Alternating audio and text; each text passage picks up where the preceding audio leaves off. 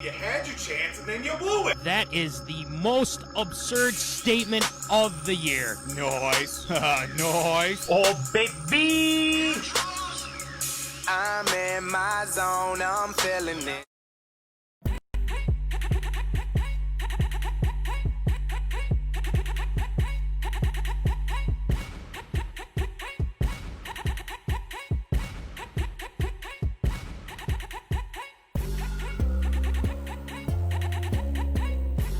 Live from Rock Solid Studios in Granite Falls, it's time for MinneZona Sports, live with DJ Matty C. and Paul the Shield Vold.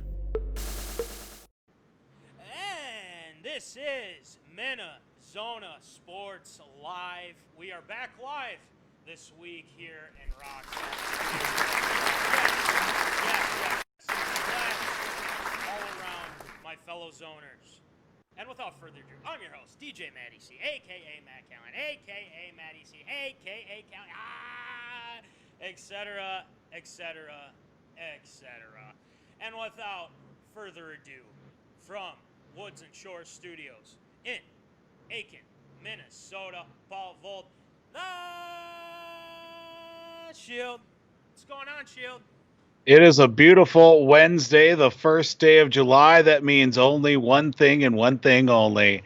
Happy Canada Day, zoners. We wish you a warm bowl of poutine and make sure you have your warmest toque with you and enjoy the finest of Celine Dion and Shania Twain today. Happy Canada Day, everybody. Including Drake, too. Oh, yeah, we could throw him in there, too, sure. But maybe a little Gordon Lightfoot to throw in there as well. Yeah. You could. I mean, you could. There's a lot of famous Canadians. I mean, I guess Bieber's one of them, right? Right? Do we know? Yeah, unfortunately. Unfortunately. But we have some breaking news, Voldy. I told you before the show. You already know this, but there's something different. It's very different. It's my Justin Jefferson jersey I've been waiting for 2 months. 2 months, people. I've been waiting. 2 months. Too long. I've seen people online get their jerseys before me. What's going on here? I don't understand why that's the case. But I don't know. I mean, if you don't care about it, fine. But I care about it because I've been waiting for too damn long. I finally got it. So hey, we're good. We're ready to go. So I have it. We're good. Kerf Doctor's here as well. We got a lot to get into today, Voldy. There's a lot of big news going around the Zona universe, or Zona Nation, as we like to say. And Voldy, I think it's time for some tater tot hot take.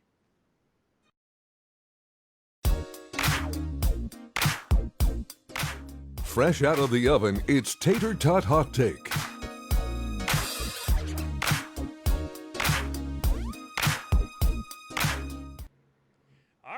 So, we got some tater tot hot take. We got 2 of them today.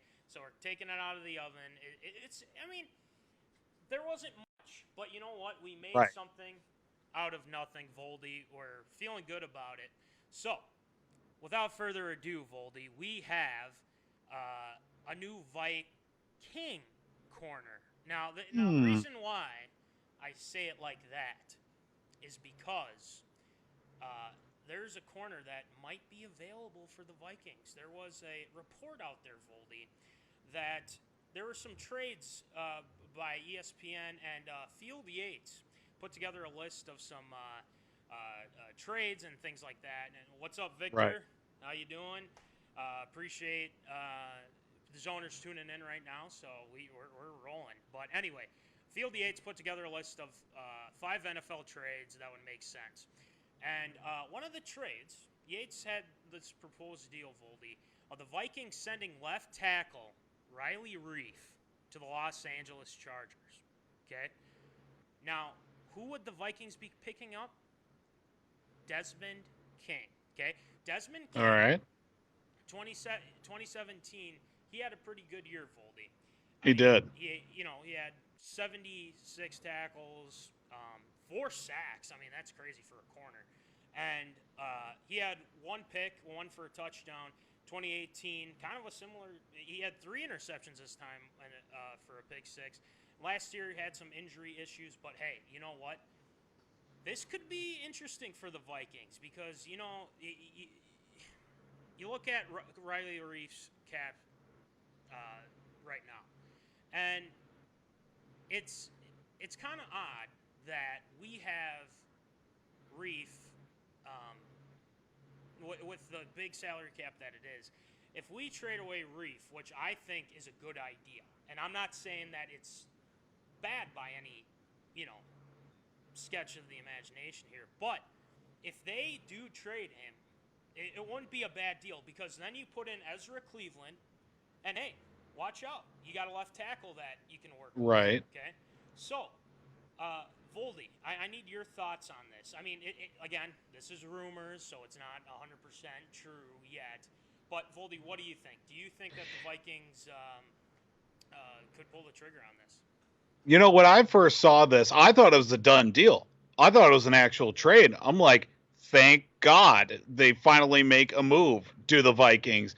Get a guy who's probably one of the best players, if not the best defensive player other than one of the Bosa boys they've got in Los Angeles for the Chargers, that's on that team, for a guy that we've been talking about getting rid of for a couple seasons now. I see this as a win-win situation. Obviously, the fact that, the Chargers get a little bit extra help, a veteran presence on an offensive line that could probably use a little bit of a facelift. And the defense for the Vikings gets an upgrade, an area that really doesn't have all that much to work on, other than Mike Hughes, Holton Hill, and Jeff Gladney, Cam Dantzler. Those last two guys, both true rookies coming out of this year's draft. They needed an identity, is the thing, in that defensive backfield, with the fact that returning back, of course, Mike Hughes and also Harrison Smith with a whole bunch of rookies. Holton Hill, who's coming off a suspension as well at some point this year. Yeah.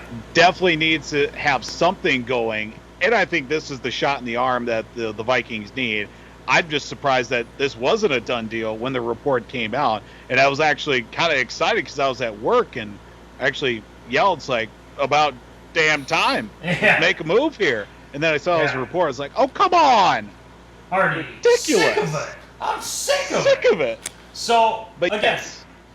I mean, we got to look at this in a couple different aspects, okay? You take Riley Reif and you put him, on a team that obviously is looking for an identity, okay? And it seems like things are kind of not right. Maybe at some point they can look at this and say, hey, why the heck not? Why not? you get rid of some cap, so then you can actually work it. So, hey, watch out. That's all I got to say. Now, there has been a little bit of concerns. And I think this past season, he didn't have the best season per se. But, again, I look at this as, hey, Riley Reif is an average tackle. And I said this not too long ago, Voldy. The division is flooded with pass rushers. Okay? Yep. And we both know that. And so Ezra Cleveland, you kind of thrown him in there, which I would be a little bit concerned about because, he's a rookie heading in there. I mean, going against, I think week 1, we would throw in, Cleveland against Green. I think, Green Bay's the first game. So, Zadarius Smith, here you go, Ezra Cleveland. But yikes. I feel like they would figure out a way to mix that up and give them different looks and everything like that. But the one thing that we get out of this is a young corner. And Victor even said he agrees. He likes it. I like it. I mean, I think a lot of Vikings fans would agree.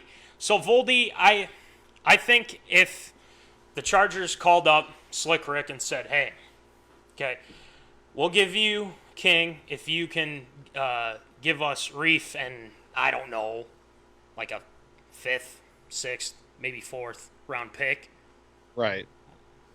Hey, it might work. Needs to happen. Yeah. So, hey, you have a little bit of a veteran presence in there. And Mike Hughes, Holton Hill, Cam Dantzler, Jeff Gladney, can't forget about him. I mean, This is looking good. And Zimmer can develop that. So, hey, never say never. Okay, as we say here on MinneZona Sports Live. So, exactly. If this was absurd or approved, I think I'd get a stamp of approval. So, hey, let's see what happens, Voldy. I like it. So, all right, Voldy, moving on. We're going to the Twins here. Okay. Obviously, with COVID going on here, Voldy. Yep. This past week, some Twins players have tested positive for the virus, which, again, I think is inevitable at this point. And then we look at this, too. We would have to eat a little of Reef's contract, going back to what we were saying with the trade. We would, but you know what? I think it would be worth it at that point. I think it was, $3 million or something like that, so not too bad. But anyway, going back to the Twins, Derek Falvey said a few players in the organization recently test positive, and again, good news, they're doing fine, okay? No one's super unwell or anything, self-isolation. So, Voldy, I think the big question here, we've seen a lot of other teams, take a back seat and say, hey, you know what, we know there's going to be some positive tests here, okay? Right. But at the same time, are you a little bit concerned that the season might not start on time with these positive tests coming out?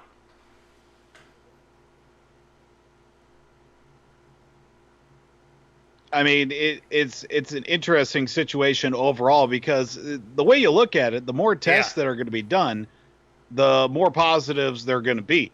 It's a catch-22 because obviously it's a situation where obviously there's been exposure no matter where they've been. They can try and be at home and, social distance as much as possible. But once it gets in the air and you think you're with somebody that hasn't tested positive, but they actually are, they're asymptomatic, it's going to happen. I mean, obviously it's bound to happen. Of course, there's the option for players to sit out the rest of the season if they feel so inclined to. But with the protocols that are in place, you can't fully expect to keep everybody, healthy. It's going to happen. There's going to be situations where this is going to take effect, not only for the fact that, players are going to be out, but human beings are going to be sick as well. You have to look at that fact to, obviously you can try and prevent it as much as you want, but obviously COVID-19 is going to do whatever it wants. So, I mean, you can try all you want to prevent it. It's still going to happen. Right. And again, like I said, it's kind of inevitable at this point. So now I look at this and say, there's no need to really freak out and say, no, baseball's off and everything. Right. But I kind of look at this as, okay, they're in isolation now. It sounds like they're going to be ready to go then at some point here. So, it sucks. I mean, it really does. But at the same time, we all have to remember, too, that, this isn't something you can just say, oh, we have a vaccine, we can, do this. No, that's not how this works now. Because, I mean, there's no vaccine.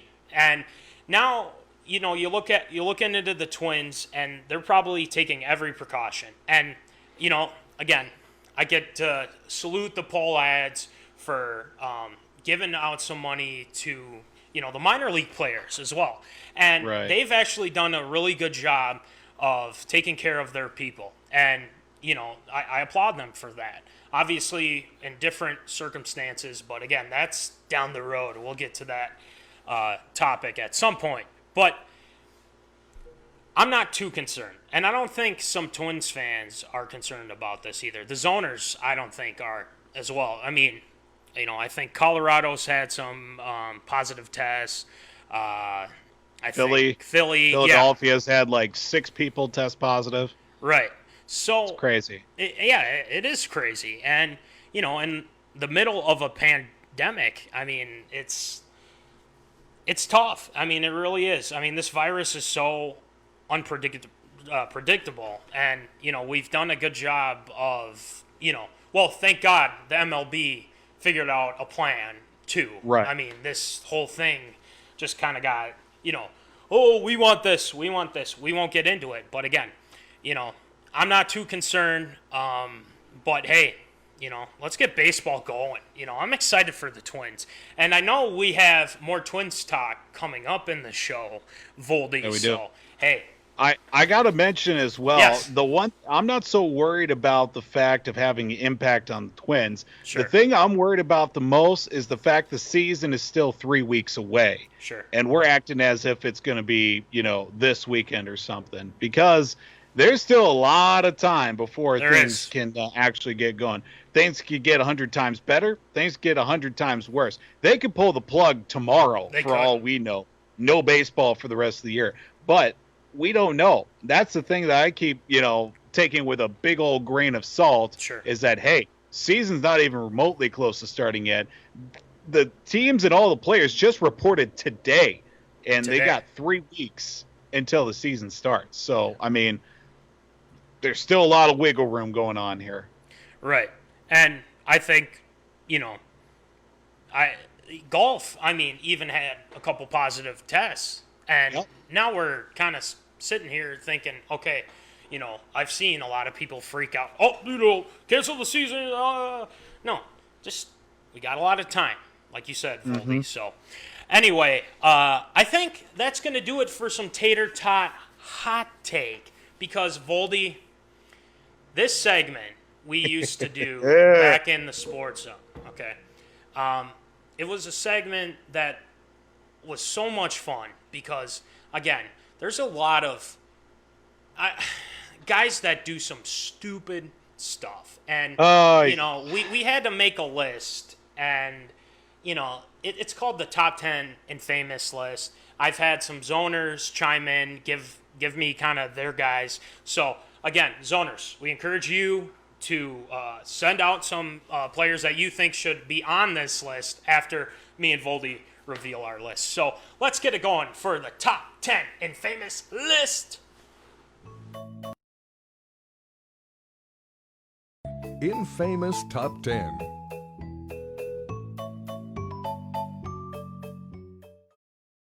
Oh my.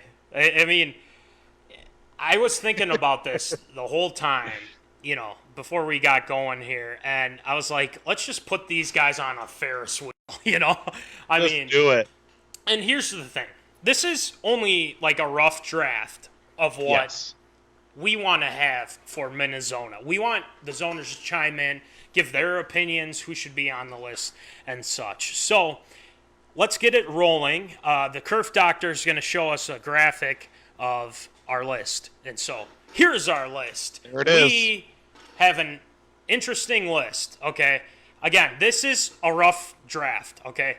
Very rough draft. Now, I'm going to start from 10 to 1, and then, very brief, and then we'll go to Shield, and then we'll go from there. So, starting with number 10, Megaquan. Laquan Treadwell at number 10. Now, how dare you? Some people think that, he wasn't utilized enough, but he was a first-round pick.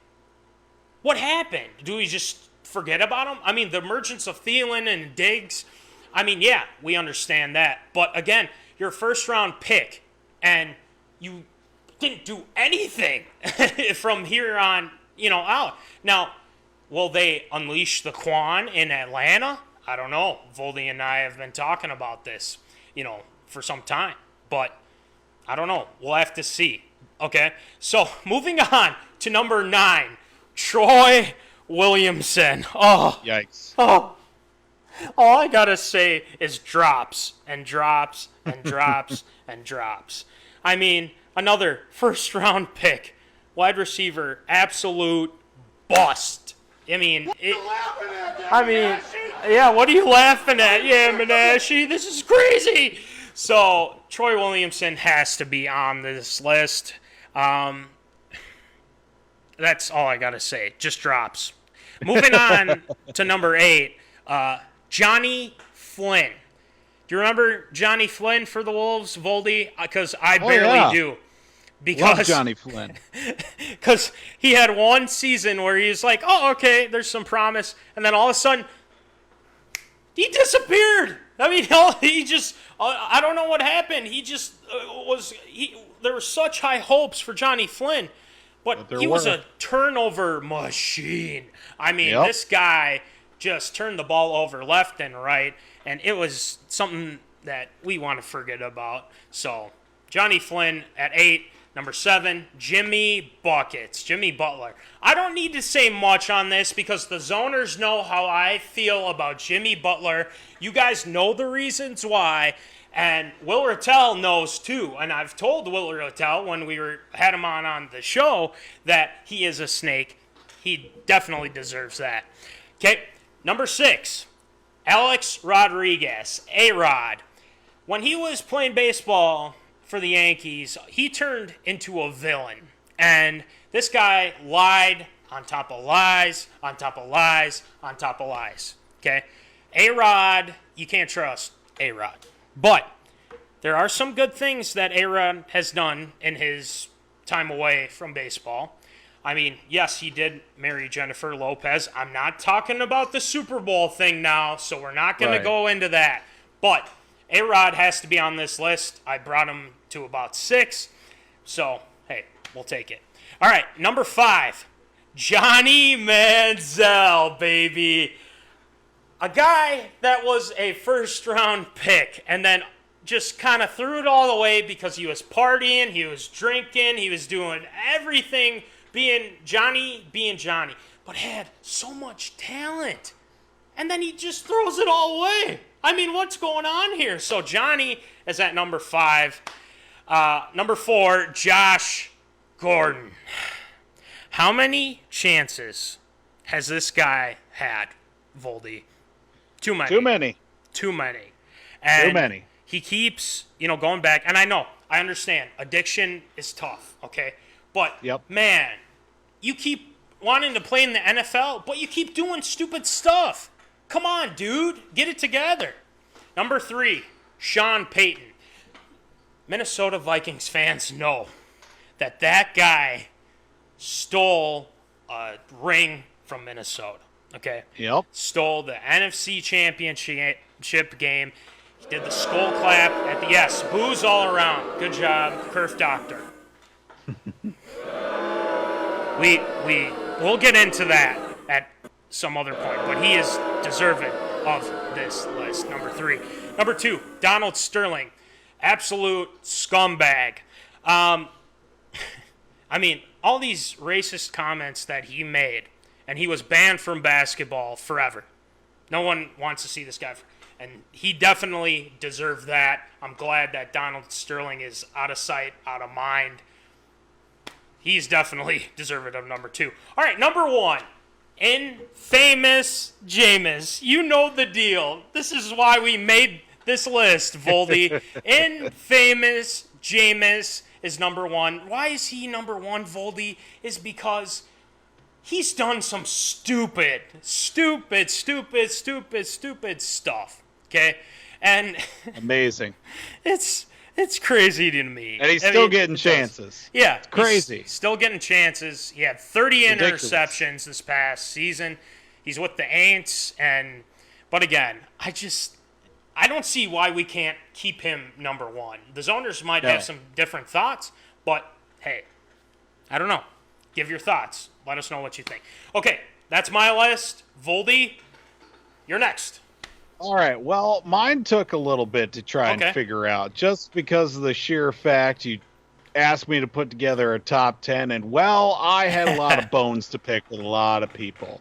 Starting off 10 slot, a guy that I agreed was probably the best point guard in Timberwolves history a few weeks ago with Cole Munson. But the sheer fact that he shafted the Timberwolves to start off and waited 3 years before coming to Minnesota was definitely not a great starting point for first impressions. So that's why Ricky Rubio's in that 10 slot.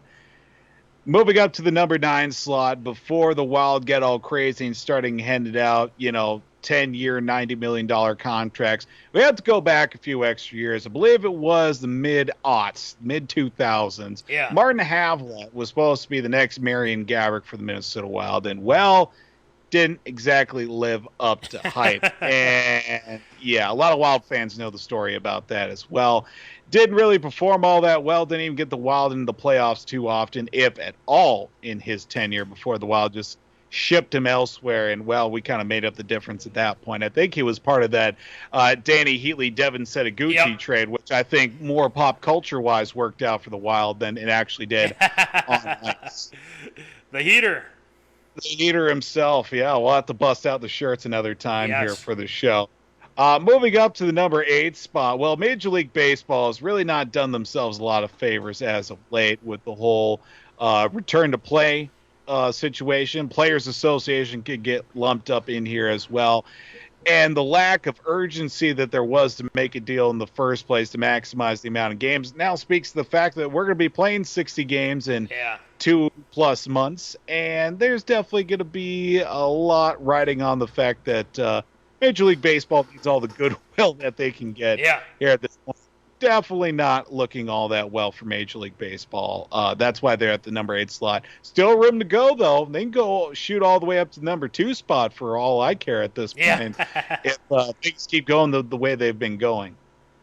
Right. The number 7 spot, former Wild GM Chuck Fletcher. Yeah, this guy. Just work this guy was. Ryan Suter, you sign Zach Parise, great signings.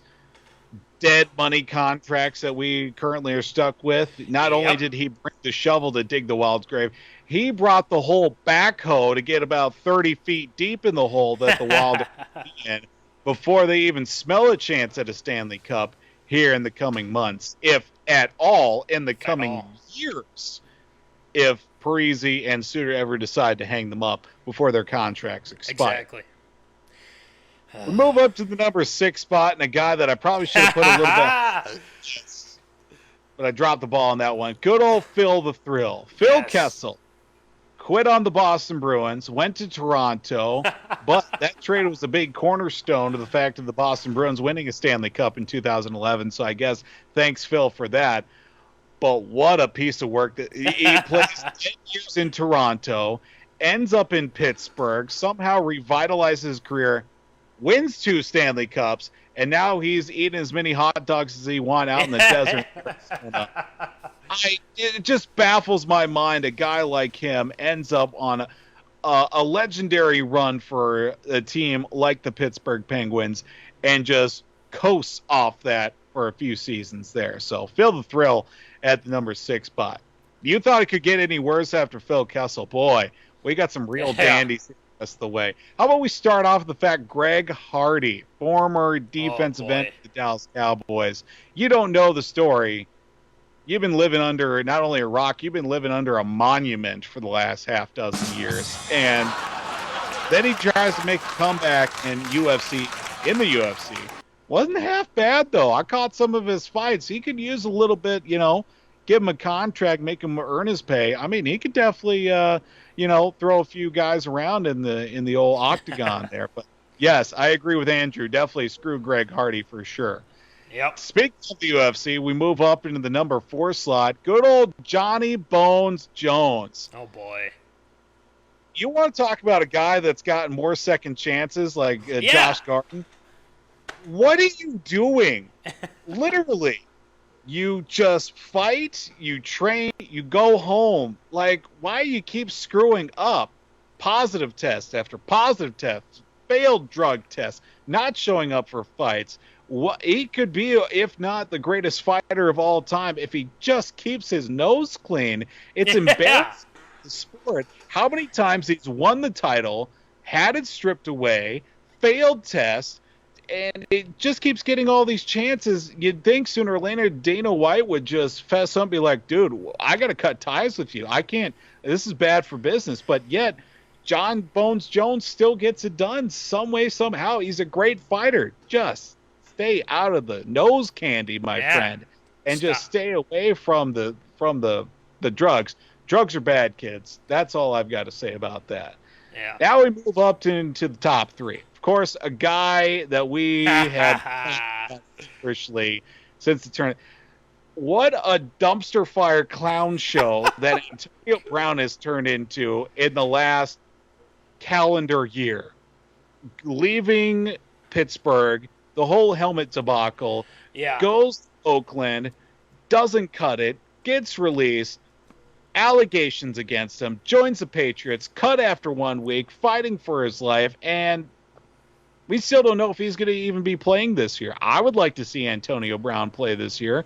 He's one heck of an athlete. He's one heck of a wide receiver, but man, from a guy who was at the top of his game and regarded as the best wide receiver in the NFL to where he was, dyed blonde mustache, talking about God knows what with ESPN, and he's just gone off the rocker. He does. That's why in that number 3 spot. Of course, number 2, we got to go with our boy, Mr. John Manziel. No longer Johnny Football. No longer Johnny Manziel. John Manziel in the number 2 spot. You know, fantastic college player. Not very good as a pro. Of course, the highlighting moment of his pro career, throwing up the bird in a national game. Monday Night Football, I believe it was, too. Flips the bird to, I can't even remember, was either like Washington or Pittsburgh. Washington, yeah. Yeah, and just flips the bird, national television, and, well, that's pretty much the extent of Johnny Manziel's pro career. Tried to make a comeback in the CFL. Would have liked to see him play a couple of extra years there, but, again, wasn't working out. And, of course, we come to the magical number 1 spot. Who else could it be but infamous Jameis himself, Jameis Winston? I mean, come on. Like you needed another reason to not like the guy. Playing for the Aints now. Yeah. He's shooting for the starting job if and when Drew Brees either goes down or retires. I mean, it's too perfect. It's too perfect to not like the guy. But, I mean, come on. Then he goes out and says the fact that he goes out and says, I'm playing for a starting job after he's the best quarterback in the league after throwing 30 touchdowns and 30 interceptions. I mean, come on. Well, Mama Vold has a really fantastic comment. Did you see it, Voldy? I did see it, yes. Genius. Just fantastic. Oh, my gosh. But Voldy, I mean, that is a great list.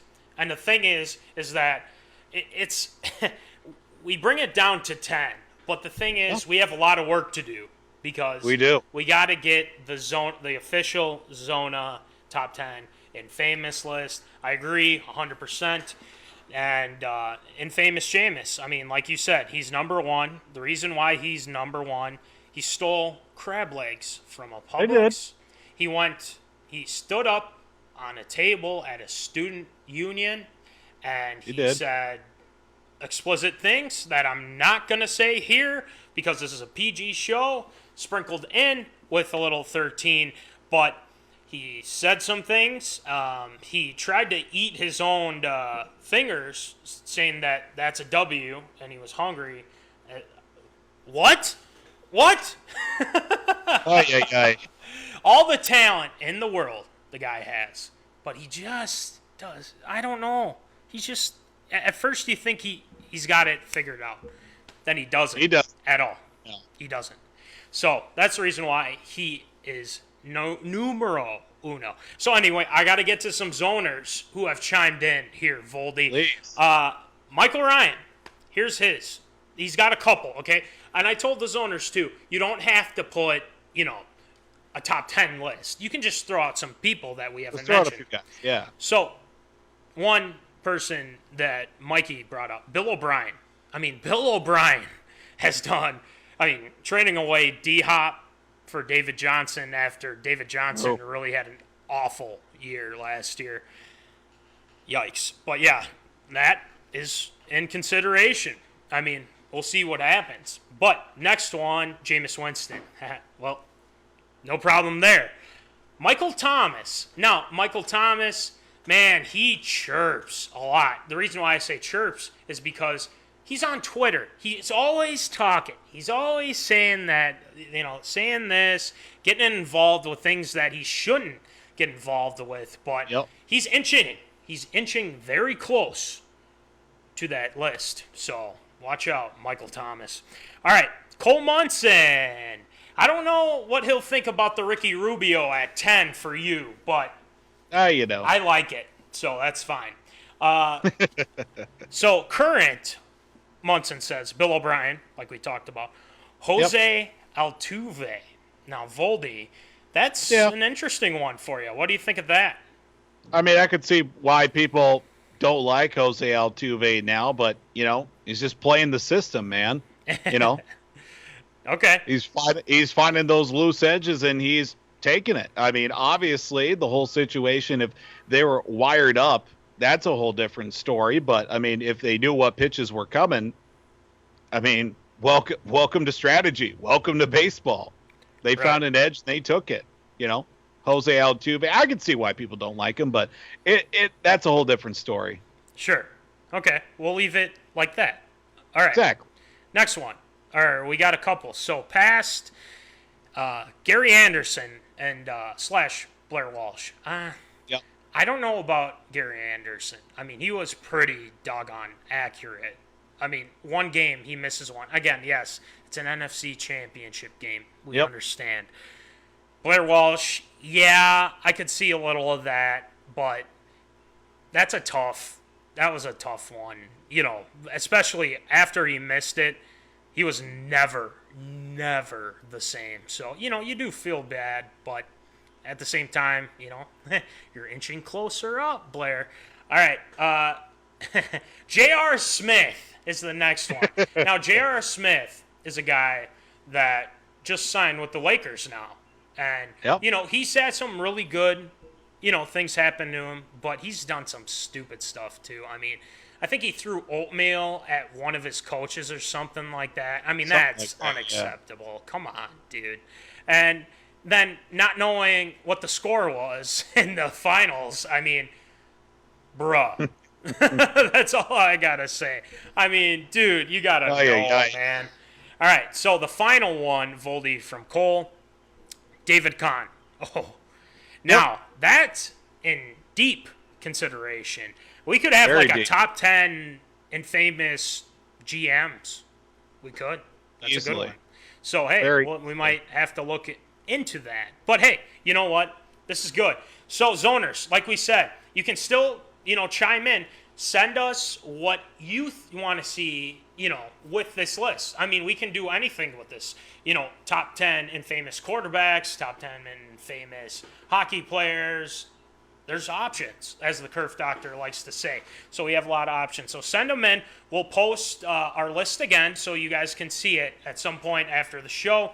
And, hey, this is going to be fun. I'm stoked, man. I mean, this is a segment that Voldy and I have been waiting on, and finally we reveal it. And now, people, go ahead, chime in. Let us know. We'll get it together. Let us know with the hashtag Top 10 Infamous List. So we appreciate that. All right, now, Voldy, I think it's time to get to one of our favorite segments. It's Absurd or Approved. It's time for everyone's favorite segment, Absurd or Approved.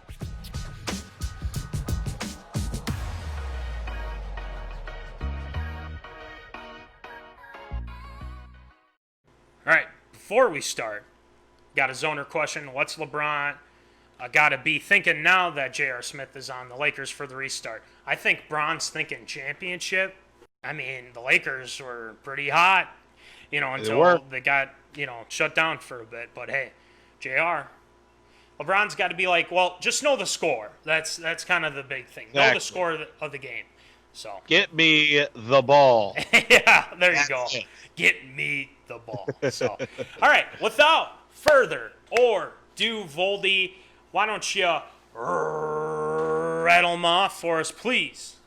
Well, we start off here with a story that's probably making all sorts of airwaves, not only for the fact that when I saw it, I stopped in my place, and it was a landmark moment.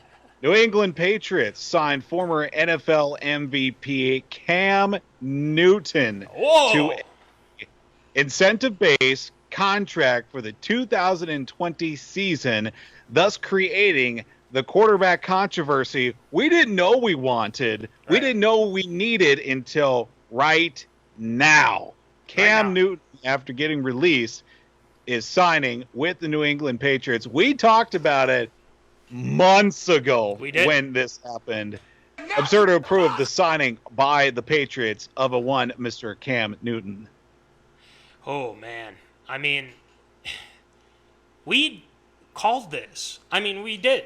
I mean, look at, I want to say episode 8. And, it's, I believe. But, hey, Jack's chiming in here, too. Who wins more games this year after Cam signing, assuming he's healthy and starts, Pats or Bucks?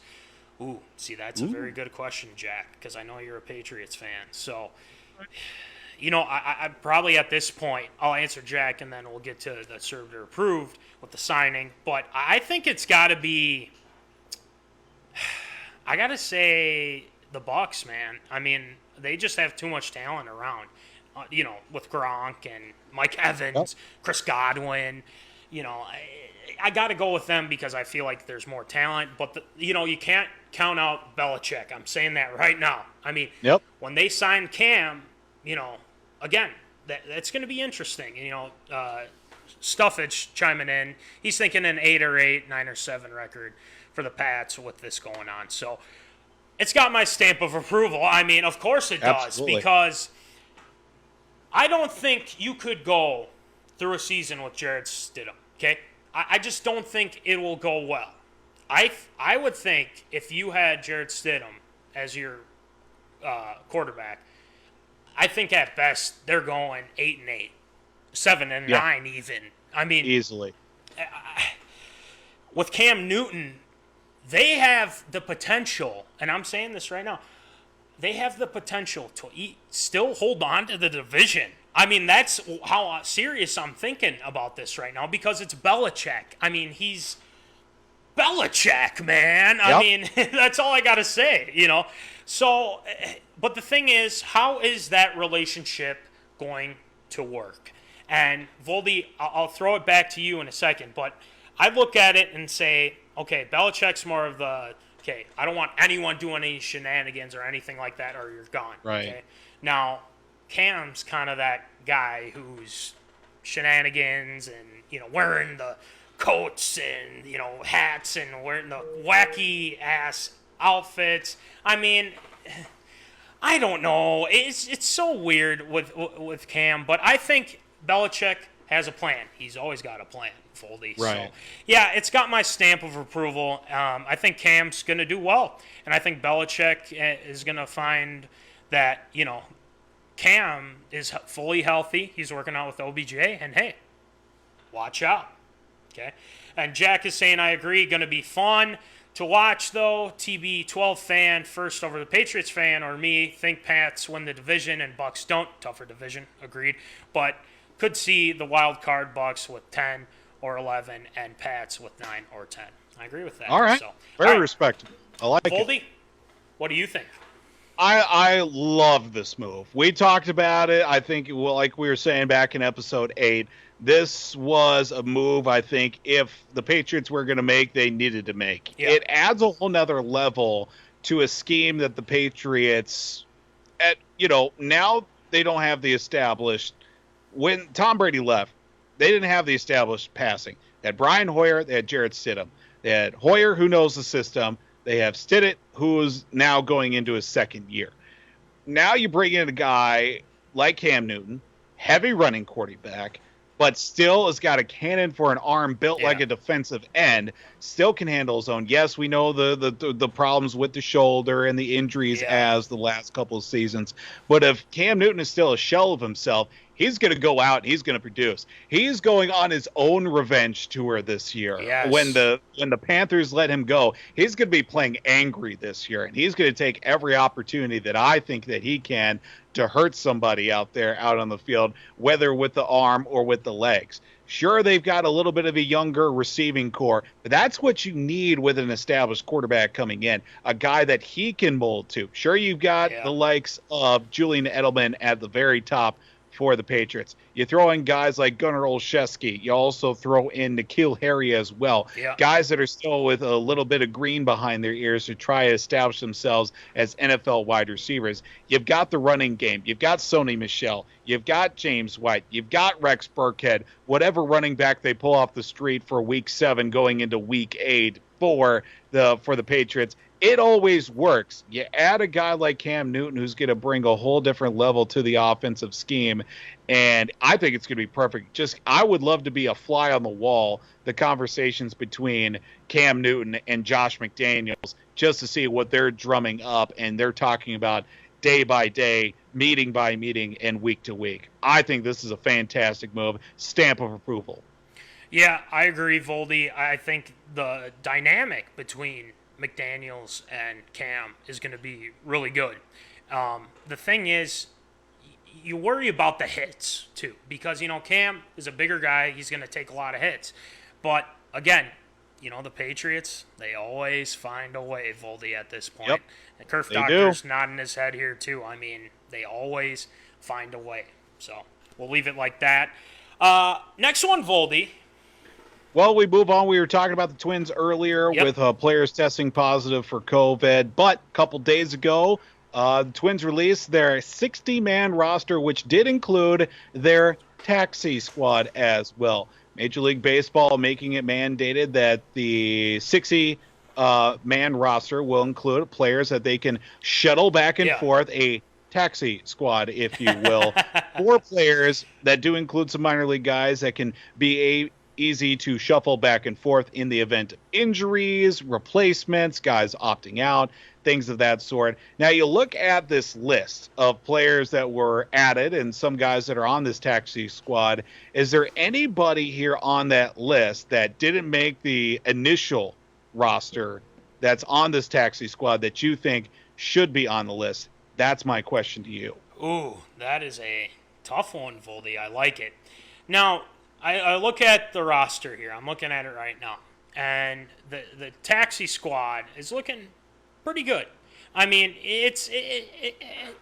again, it's tough with under the circumstances, Obviously, right. Royce Lewis is here on this list, I believe. And then you got Lane Adams, Kirilloff, and guys like that. I mean, it's got my stamp of approval. I look at this as, the Twins, seeing how they progress. Because we know about, the guys that are in, the minor league and stuff like that. And who knows, right. Royce Lewis could get going here. And he could. That kind of gets me excited because, Royce Lewis, we've been hearing about how good this guy is, so let's see it. Kirilloff, same thing. I mean, let's see what he's got. But yeah, I like the taxi squad, Voldy. It's you got some, decent pitching in there. I remember you're talking about Chachin, right? Did I say that right? Yeah, Chachin, yeah. Chachin. Yeah. So a guy like that, and Caleb Thielbar, infielders.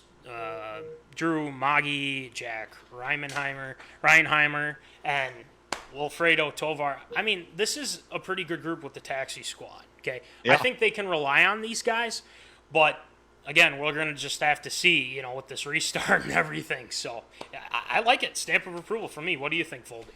You know who's one guy that we haven't talked about in a long time? Who? Of course, obviously, we've been talking about Royce Lewis. We've been talking about Kirilloff, even Trevor Larnach a little bit. Nick Gordon. Yeah. Remember when he was the hot prospect for the Twins a handful of years ago? Right. Well, he's making the Major League team right off the bat. Dang. And that's one guy that I saw right away. First off, I was wondering if he was still with the team because we haven't talked about him forever.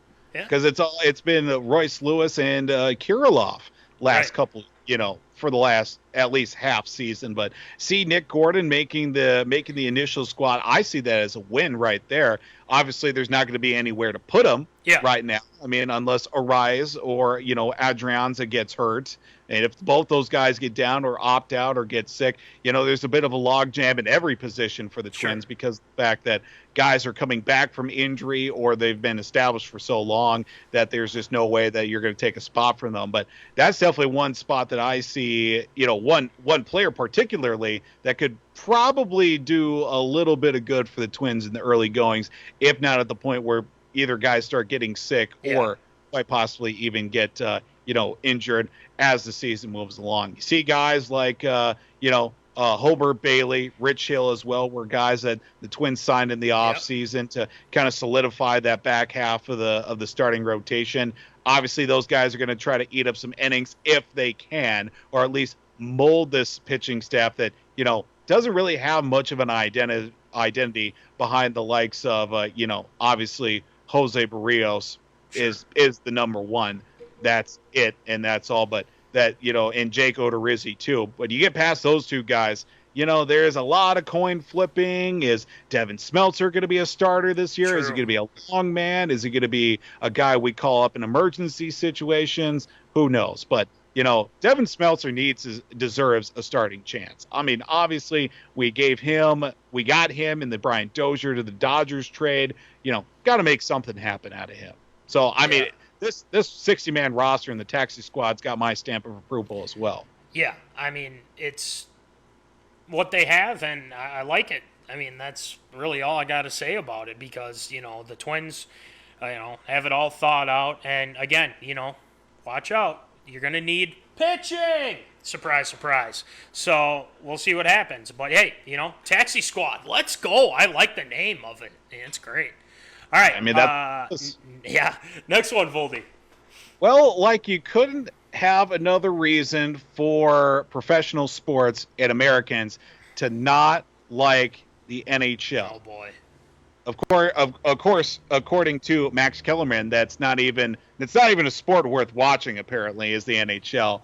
Well, the top results out of the booze all around. Yes, the draft lottery for the NHL now slates what are the teams that's going to be making it into the tournament, the postseason 22-team tournament will have the number one overall pick in this year's NHL draft. Not one of the teams that's not going to be playing at all, but one of the teams that's currently fighting for a Stanley Cup chance will get the opportunity out of the 24-team playoff format to get the number one overall pick. This is a very interesting situation. A lot of people thought that maybe Detroit was going to lock up that pick at number one, or even the likes of, Ottawa. There was a lot of situations. A lot of players and a lot of teams were just looking at that number one spot and licking their chops, but didn't go that way. All right. The draft is quite something. Your thoughts on this? It's kind of complicated. I feel like this whole thing. It really is, though. I mean, it's it gives me a headache just even when I was looking at this before. I mean, I'm looking at it again, and I'm like, so. But yeah, I think it's the old sport that's got it figured out is the NFL. The whole draft, you got the worst record, you get the number one pick. Right. That's it, and it goes down in that order, worst to first. That's how it goes. 1 to 32. The worst record to the best record, Super Bowl champion. That's how it works. Every other sport, you got to do math. Well, you had this many wins to this many losses. This gives you this % chance. Why is it got to be so complicated? That's where I'm at. Sorry to cut you off there. No, you're good. No, because I agree with you. Because they make it so difficult when it doesn't need to be difficult. It doesn't. If you want to move up, trade. Right? Yeah. I mean, that's all you got to do. And this whole thing that I'm looking at this and with the Red Wings, they were like the worst team this past season, and it's It's like, well, technically they had 39 points and everything like that. That was better than this team. No, just do it like you're supposed to, like the NFL, okay? If you're the worst team in the league, you get the first pick in the draft, okay? Exactly. Which is worse in both of your opinions? The way this NFL or NHL draft has worked out or the NBA lottery system? Yeah. The lottery system for the NBA is a shell game wrapped inside a mafia scandal. Yeah. There is so many loopholes in that thing. First off, the NBA draft lottery and the draft process, well, there's the first round, and then you don't end up getting drafted, and you don't end up playing the NBA. Right.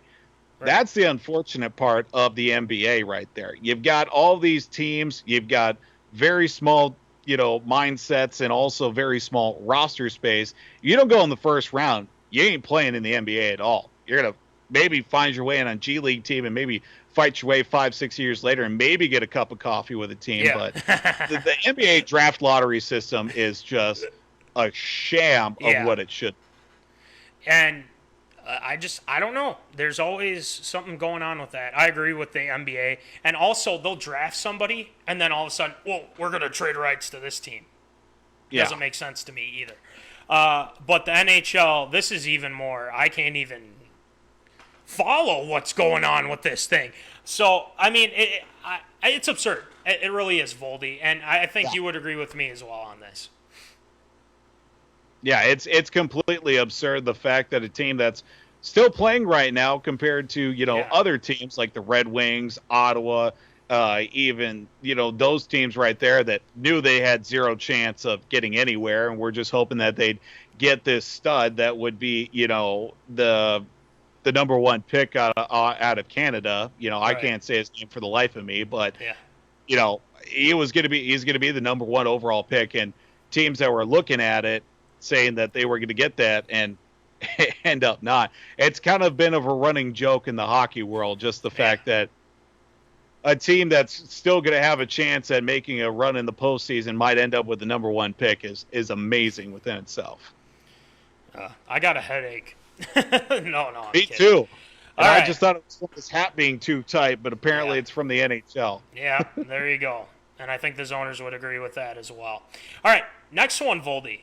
Well, we go to a member of the infamous top 10 on both of us, Mr. John Manziel himself. Not Johnny, John Manziel is looking at his life, and people keep asking him if you're going to be making a return to football. And it looks like, according to a Texas newspaper, that his football career is probably, quote, in the past. Of course, he looks at it overall, going on to say that, he's had the run that he's had, struggles off the field with addiction and things of that sort. And now at 27 years old, played in the Alliance of American Football in 2019. Remember when that was a thing for a hot second? At 27 years old, then he played in the, of course, the Canadian League with Montreal and also for the Hamilton Tiger Cats for a hot second, but wasn't going to be able to play after the league basically kicked him out and said, no, we're not dealing with that. A former first-round pick by the Cleveland Browns, flounders out of football. Looking back overall, there's been a lot of high points in the career of Johnny Manziel. There's been a lot of low points for Mr. John Manziel as well. But this isn't really so much an absurd or approved.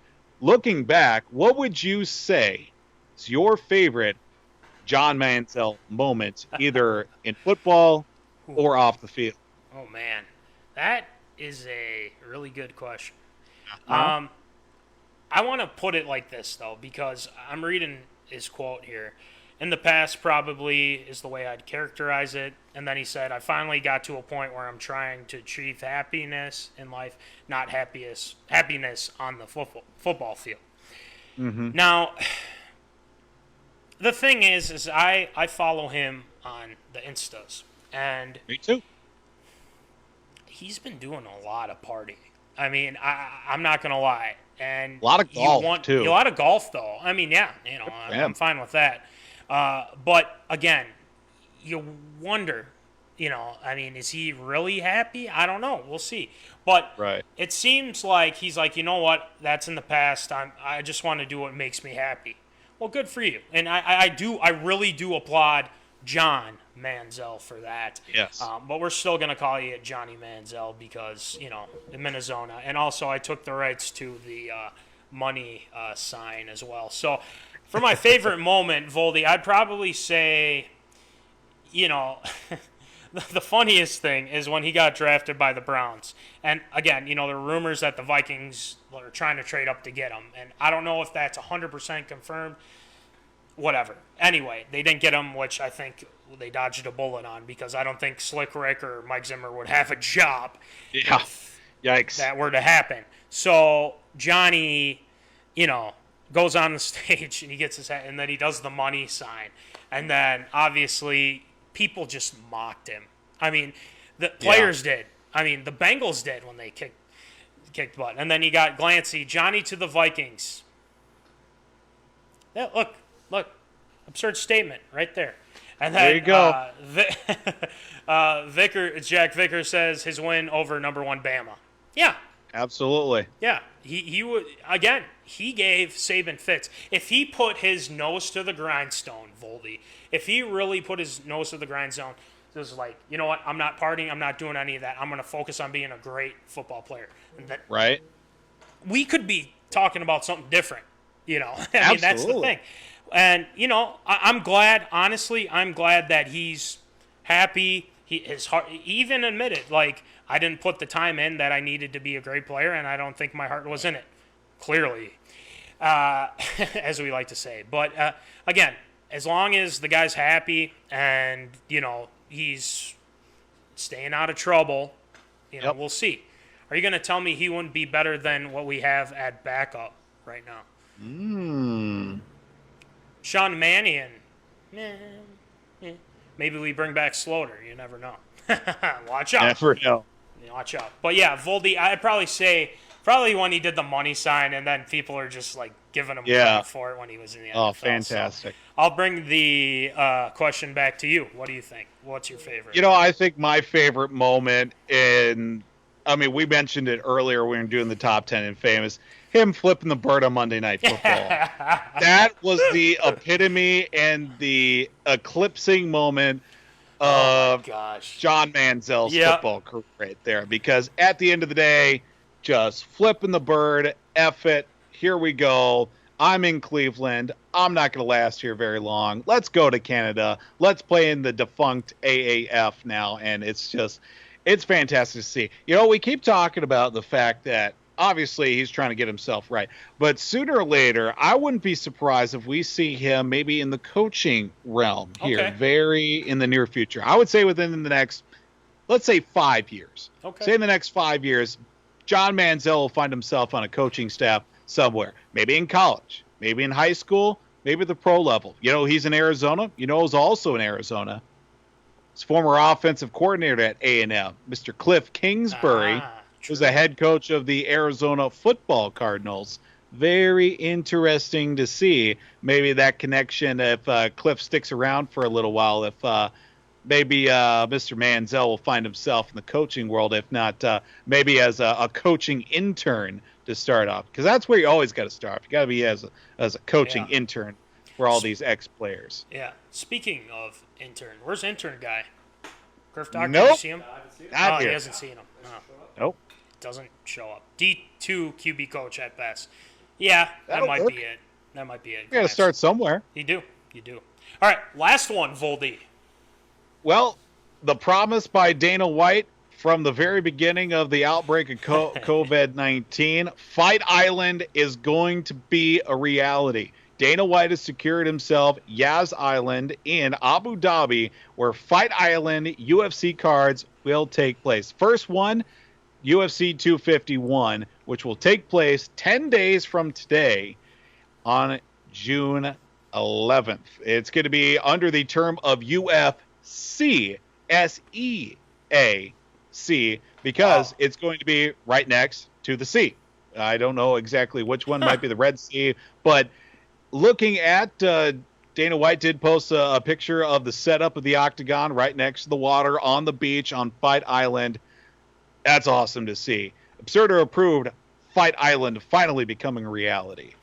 Stamp of approval. I like this a lot. Absolutely. Out by the sea, I'm looking at it right now, Voldy. Maybe we should share it here too. But like, you know, he was talking about getting this done. What was it, April or something like that? Yeah, it wasn't going to get done. I mean, I think his people are telling him, you can't do this. I mean, it's going to get bad. But hey, now that I think things have kind of somewhat settled and they've been able to pull off a couple more fights, I mean, shoot, let's see what happens. I mean, but again, you know, I think they're going to take all the precautions they need to take. And Dana White, you know, he's a smart dude. He really is.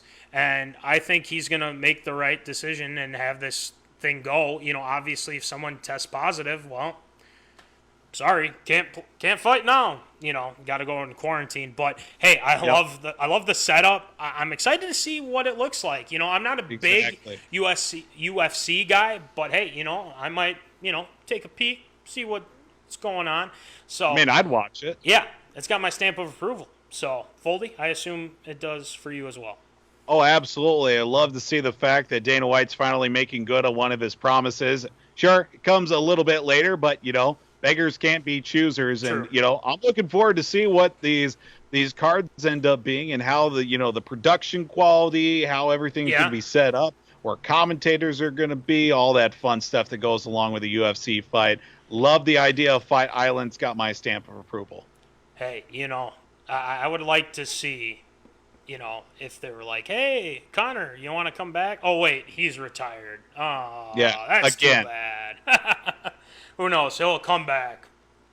Give him a couple more weeks. He might come out of retirement. Yeah, he'll think about it. So, and I think, you know, zoners chime in too. What do you think? You think it's got your stamp of approval? Things like that. I've had some people send in some infamous lists. So we got to compile some of those together here, Voldy. So we got some coming in here. But hey, I think it's time for some Shield shout-outs because, Voldy, it's Canada Day, and there's some pretty good shout-outs we got going on. So hey, let's do it. Shield. Let's do it. Shield shoutouts.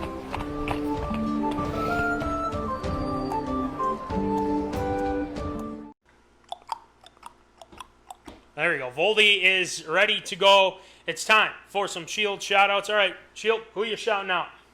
All right, this is another weekly reminder to be sure to buy your MinneZona Sports Live shirts. $20 a shirt, $5 shipping. You know who to contact, myself and I, DJ Matty C, Callahan, Callie, et cetera, et cetera. Yep. Jimbo as well. Jimbo Vold, our head of merch. You know all these people are glad they bought their shirts, and so be sure to get yours today. Why not celebrate Canada Day by getting yourself a MinneZona Sports Live shirt? Of course, got another big holiday coming up on Saturday, 4th of July, Independence Day. No better reason to celebrate America by buying MinneZona Sports Live t-shirts. I'm just saying, they're dry fits, extremely comfortable. Buy your shirts, people. Buy now. Gotta love it. All right, next one, Voldy. Another reminder as well, happy Canada Day to all our Canadians. 153 years old today is Canada, so happy birthday to Canada, and also for those celebrating Canada Day today. We also need to celebrate birthdays as well. Happy birthday. I would be obligated legally, financially, and mentally required to do so by not saying happy birthday to my mother-in-law, Sheila Tews, celebrating a birthday today. So happy birthday to Sheila. I've been reminded about 3,700 times in the last 24 hours. Make sure that I give her a shout-out, not only here on the show. I had to do it on the radio this morning as well, which I did in full depth, and I made sure to do it properly. Also got to send a happy birthday to former Madison Broncos teammate Brian Miller. Happy birthday to you, Brian, as well. Today, happy belated birthday to the Curve Doctor. We missed over the weekend. Curve Doctor celebrating a birthday. Yes. Because got to give him some claps. The man who makes this all happen. Yeah. Makes us look good, makes us sound good all at the same time, and throws in the sound bites that I still haven't been able to hear yet. Another weekly reminder to let Voldy find us a to work service. that in Help us at some point. So happy belated birthday to the Kerf Doctor. We also got to say a big thank you to the Reamer Volunteer Fire Department for another patch donation. Yeah. And I got to say, the tin that I'm keeping all my patches in, it's bursting at the seams now. I gotta figure out somewhere to keep them, because I got a whole bunch more coming my way here after this weekend. So keep posted on that. Yeah. Gotta send a couple congratulations, couple new teammates of mine with the Aiken Steam. Their first home runs with the Steam, Nathan Enstrom and also Landon Jansen for hitting their first home runs as members of the Steam. Congratulations, both of them. Still didn't get a hit yet. I'm working though. Working on it. Got to play pretty much 3/4 of a game this past week when it was like 95 degrees out in the shade. It was a toasty one, but came pretty close a couple times to getting a hit. So we're very, very close. You took a walk, I believe, right? I did, yeah. You got on base. I was working some guys out there. I was working out there, but came pretty close. Wearing them down. Exactly. That's what you're doing. So get my at-bats in, get my reps in. Because why not? Because why not? Finally here today, I want to wish everybody a happy and safe 4th of July. Yes. For those that are going to be out celebrating with friends and family, maybe enjoying some fireworks, please do so responsibly and safely. We don't want to be talking about any Jason Pierre-Pauls here again after the 4th of July. Oh my I'm gosh. sure he's a wonderful person, heck of a football athlete, Jason Pierre-Paul. Be safe around fireworks. Don't point them. Don't hold them. Don't anywhere around you. Don't do it. And, of course, always have a happy and safe 4th of July. That's going to do it for Shield Shoutouts this week. Yeah, we don't want to have anyone have their finger blown off because they're trying to set up a firework. Let's not have that happen. But anyway, Voldy, great job tonight. You too. You know, hey, shoot, we started at 6 p.m. and hey, it was great. You know, not a bad idea because, you know, there's other things going on here. Kerf Doctor's got to get rolling, and thanks to all the zoners too. I mean, hey, we got a lot of people chiming in on the infamous list. Keep sending them. And again, shirts, like Voldy was saying, $20, $5 shipping. You know the deal. Come on, get your shirts, because why the heck not? You have to. Just have to. All right, and then, again, check out W2 Performance Podcast with Will Rattel. He's got some new content out, so, hey, you know, we appreciate the love from Will. Even though the red pepper, we're still working on plan for that. But, hey, we'll figure it out. We'll figure it out, Voldy. Got to figure it out. Yeah, we will. So, anyway, without further ado, Voldy, great job. Kerf Doctor, great job as well. And we'll see you next week, I think. But at 7, we'll go back to our regular time. So, we'll be back. We'll be ready to go. So, anyway, have a safe 4th of July. And remember, keep in the zone. Holla. Thank you for watching MinneZona Sports Live. Join us Wednesdays at 7 p.m. for live show broadcast. And as Voldy likes to say, follow us on all the socials medias.